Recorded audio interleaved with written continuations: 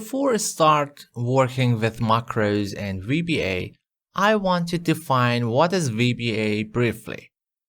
VBA stands for Visual Basic for Applications. Any application supports VBA such as Microsoft Word or Microsoft Excel or even AutoCAD.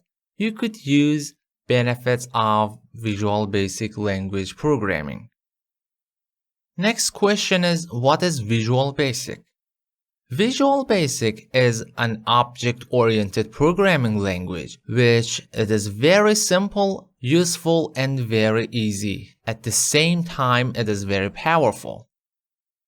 The programming language, it is the common language between you and computer.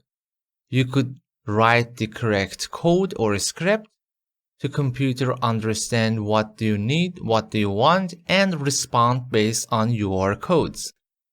Object-oriented, it is supporting objects, or in programming language it is called classes. The classes has its own benefits, and it is the aspect of view as an object.